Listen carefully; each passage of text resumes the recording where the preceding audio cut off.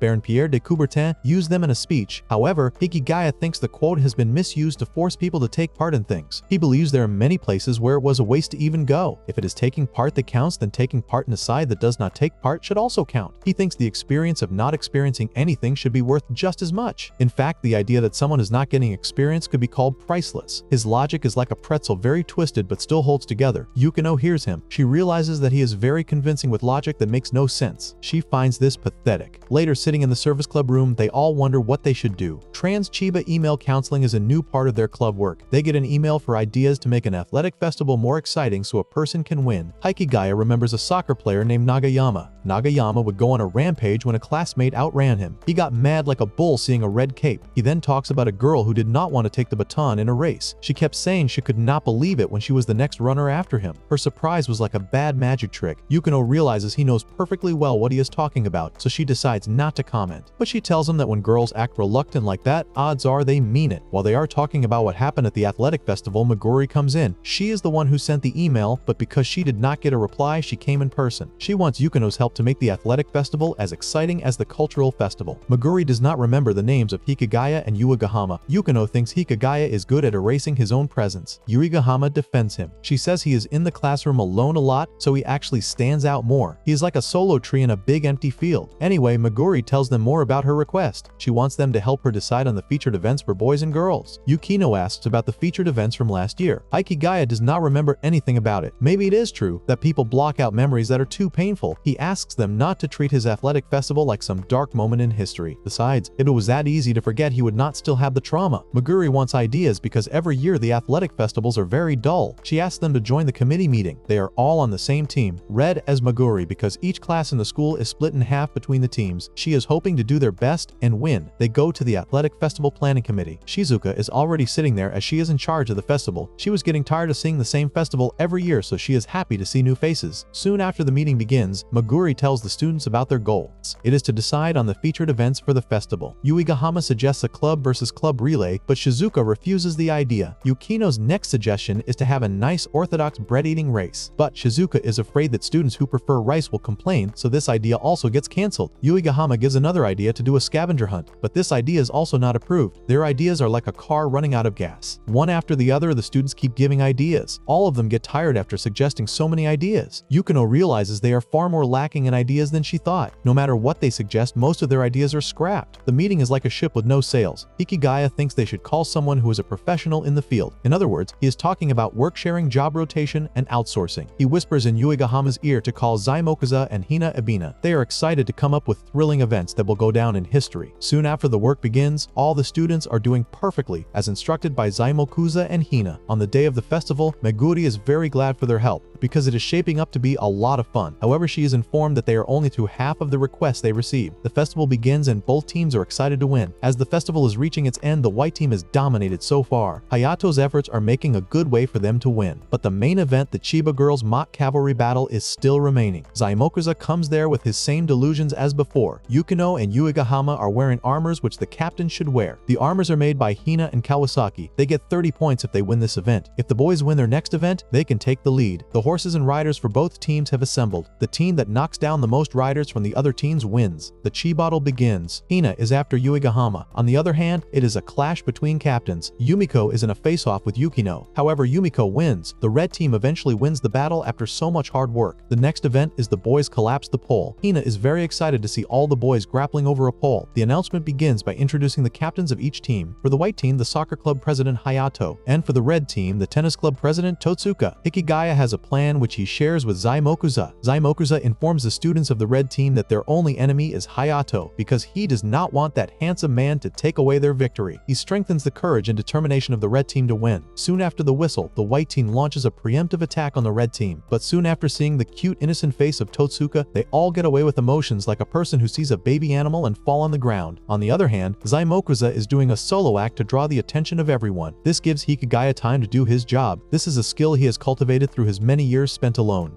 He was about to attack, but Hayato stops him. He sees the bandage Hikigaya is wearing is of white color. It seems like a white band to trick people. The fight between them begins. Hayato is fighting with numbers, but Hikigaya decides to fight with weight. He uses Zaimokuza as a decoy for a decoy. Hayato realizes they are in trouble. Zaimokuza uses his crusher power and breaks the pole, leading them to win. The red team celebrates their victory. Soon after the athletic festival is over, they all cannot believe they lost on a foul. The loss feels like a punch in the gut. If only Hikigaya had not done such a lousy alteration on his headband, they would have won. Hikigaya apologizes as he did it because he did not expect anyone to watch him, although in reality everyone was watching him. However, it is frustrating to lose an athletic festival. Yuigahama is sure they will win next year, but he tells them that they will be on the same team next year too. They are tired of listening to that stuff of Hikigaya which he says frequently. His words are like a broken record. Yukino feels like Hikigaya enjoys being the enemy more. The festival after the festival is over and everything after that is a festival. He believes some things cannot be redone, but whether they laugh or cry their days carry on and their high school lives will end.